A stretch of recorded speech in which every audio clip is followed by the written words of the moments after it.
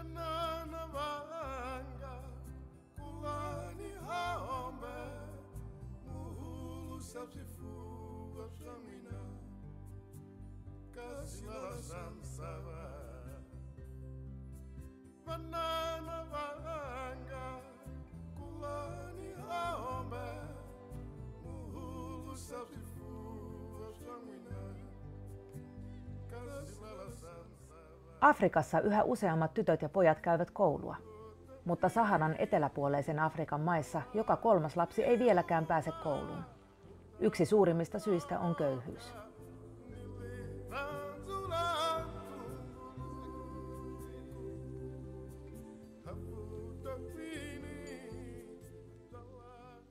Maailman vauraus on jakautunut epätasaisesti. Maiden historiat, ilmasto ja maailmantalous asettavat haasteita kehitykselle. Monen maan on vaikea yksin kasvaa ulos köyhyydestä. Kun ihmisten on selvittävä alle 1 eurolla päivässä, joudutaan monesta asiasta tinkimään. Ruoka hankitaan koulunkäynnin kustannuksella ja lapset jäävät ilman koulutusta. Syntyy köyhyyden kehä. Lasten koulunkäynti on tärkeää monesta eri syystä. Koulutus avaa oven pois köyhyydestä ja auttaa lapsia pääsemään elämässä eteenpäin. Maailmanlaajuisiin ongelmiin voidaan vaikuttaa koulutuksen avulla. Tiedetään, että koulutus hillitsee väestön kasvua, ennaltaehkäisee ympäristöongelmia ja vähentää eriarvoisuutta. Koulutettu väestö vaikuttaa lopulta koko yhteiskunnan hyvinvointiin. Haasteena on luoda koulusta sellainen paikka, jonne lapset tulevat mielellään ja käyvät sen loppuun. Köyhimmän Afrikan maissa koulut ovat usein liian täynnä ja kaikista tarvikkeista on puutetta.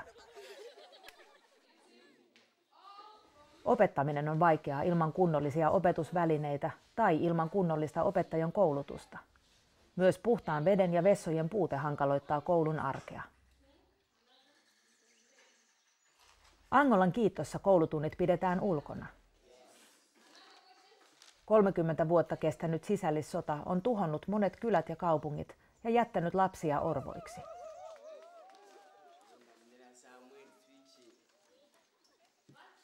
Koulurakennukset ja luokat tuhoutuivat taisteluissa ja lapset kantavat omat tuolinsa kouluun.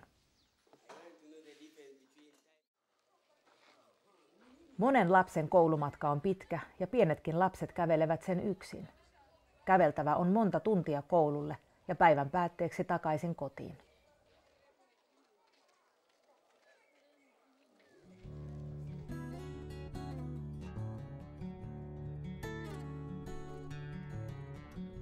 UNICEF rakentaa kouluja yhdessä maiden hallitusten ja paikallisyhteisöjen kanssa, jotta kaikkien lasten oikeus koulunkäyntiin toteutuu. Erityisesti orvoilla, tytöillä, vammautuneilla tai HIV-positiivisilla lapsilla ei aina ole mahdollisuutta käydä koulua. Yhteisöjä neuvotaan ottamaan huomioon lasten erilaiset tarpeet. Hyvässä koulussa kaikki saavat tarvitsemansa tuen. Koulunkäynti on tärkeää, sillä koulussa lapset oppivat muutakin kuin lukemista ja laskemista. Esimerkiksi huolehtimaan hygieniasta ja ympäristöstä sekä toimimaan yhteistyössä.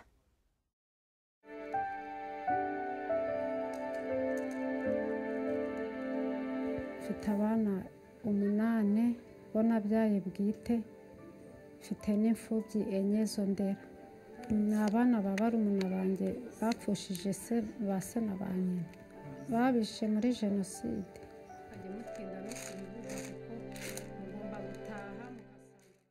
Ariko ndabona ko ari ngombwa kwiga, habona no muri iki gihugu cya kuri iyi si amashuri niyo ya mbere.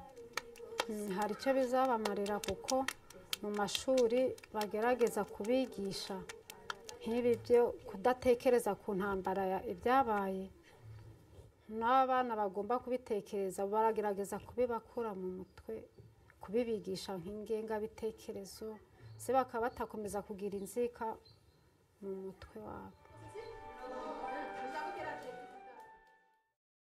On tärkeää, että myös lapset, jotka ovat joutuneet jättämään koulunkäynnin kesken köyhyyden vuoksi, saavat uuden mahdollisuuden.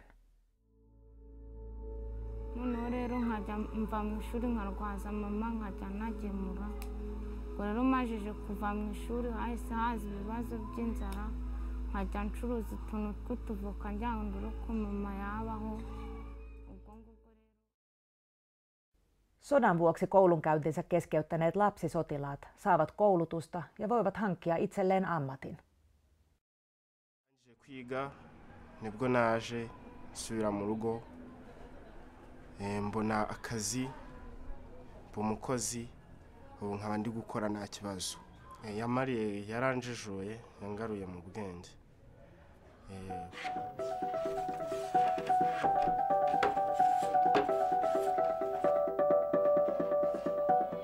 Nkiga imyuga none ngubu nkaba iyo myuga ndimo kuwukora ariko ahanini ubu nkaba mbaza abahaza.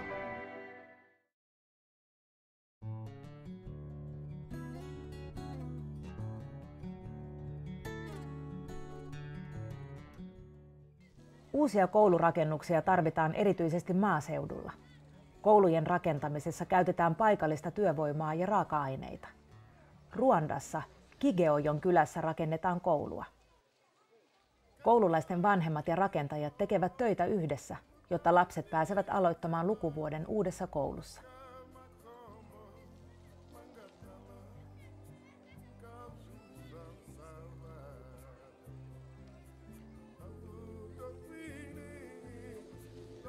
Kouluun hankitaan pulpetit ja tuolit sekä tarvittavat opetusvälineet.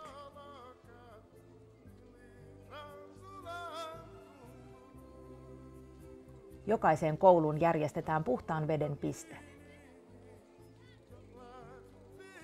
On tärkeää, että tytöille ja pojille rakennetaan erilliset WC:t. Monen tytön koulunkäynti keskeytyy kuukautisten vuoksi.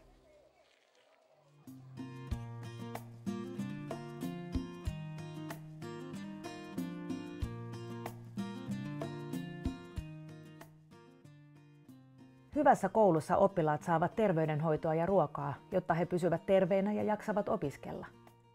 Koulussa monet saavat päivän ainoan ruoka-annoksensa. Terveystarkastukset, madotukset ja rokotukset on helppo järjestää koulussa.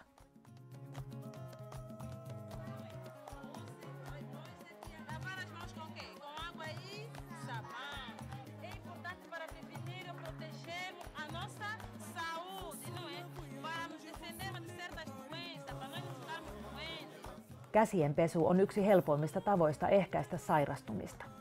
Hygienian ja puhtaan veden merkitys terveydelle opitaan koulussa ja lapset vievät tiedon mukanaan myös koteihin. Hyödyllinen tieto leviää koko yhteisölle.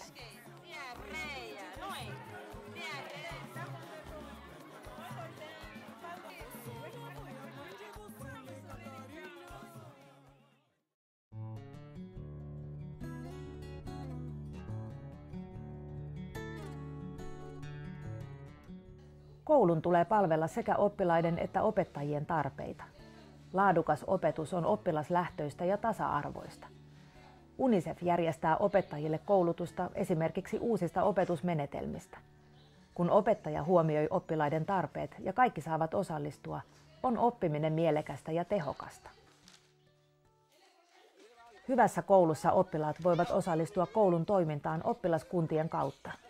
Oppilaat voivat myös perustaa kerhoja, joissa he voivat käsitellä itselleen tärkeitä asioita draaman kautta. Näytelmien avulla myös vaikeiden aiheiden, kuten AIDSin ja väkivallan käsitteleminen, on helpompaa.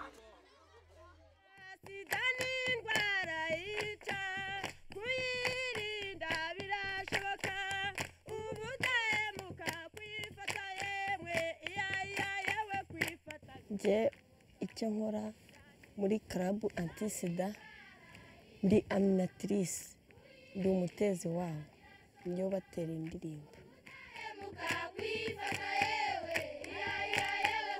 Uburyo club anti-sida idufasha twebwe abantu turimo nuko tumenya ukuntu twayirinda kandi tunayirinda abandi. Ikindi kimfashamo cyane nuko batwigisha ngo ntitugahe akato abarwayi ba sida, ibyo nabyo bikadufasha cyane tukabimenyera aho ngaho.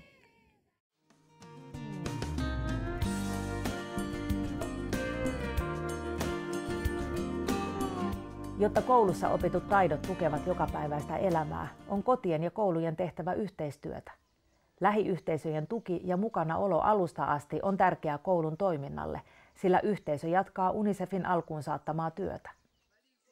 Vanhempainkokouksessa oppilaiden huoltajat voivat yhdessä kehittää koulun toimintaa ja voivat vaikuttaa siihen, että yhä useampi lapsi saa hyvän alun elämään.